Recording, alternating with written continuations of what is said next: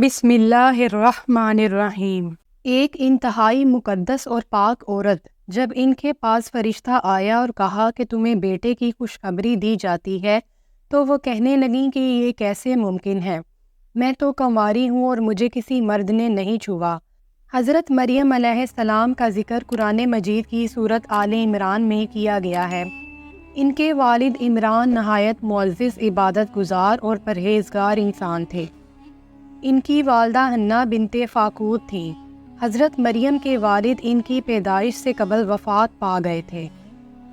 ان کی والدہ نے ان کی پیدائش سے قبل اللہ تعالیٰ سے دعا کی تھی کہ میرے ہاں جو اولاد پیدا ہوگی میں اسے بیت المقدس کی خدمت کے لیے وقف کر دوں گی۔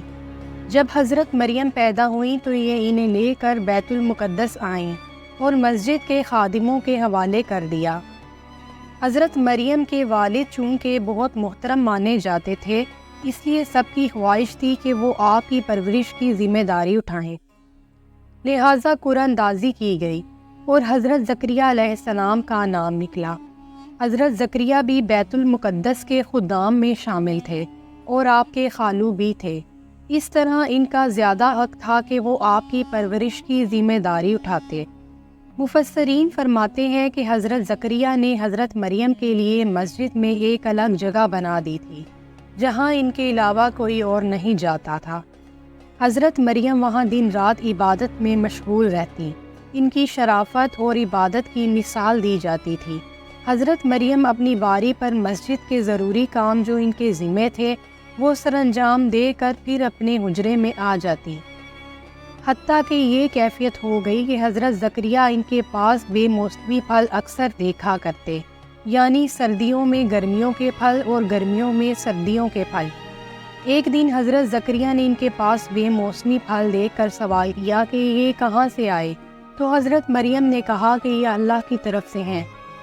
یہ ایک عجیب بات تھی جسے دیکھ کر حضرت زکریا علیہ السلام نے اللہ تعالیٰ سے دعا کی کہ اے مریم کو بے موسم کے پھل عطا کرنے والے، مجھے بے موسم اولاد عطا فرما۔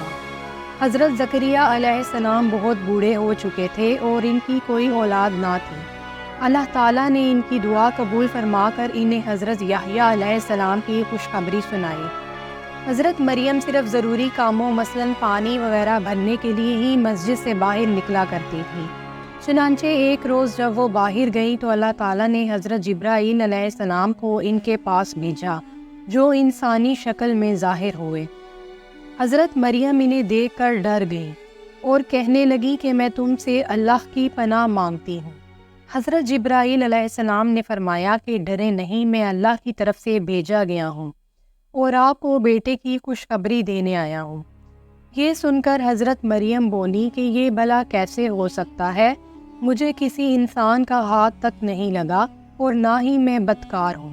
فرشتے نے جواب دیا کہ یہ اللہ کا حکم ہے جو پورا ہو کر رہے گا اور یہ تمہارے پروردگار کے لیے بہت آسان ہے، یعنی جس طرح اس نے آدم علیہ السلام کو بغیر ماں باپ کے پیدا فرمایا، اسی طرح وہ حضرت عیسیٰ علیہ السلام کو بغیر باپ کے پیدا کرے گا، اور اس کے لیے اس نے حضرت مریم کو چن لیا ہے۔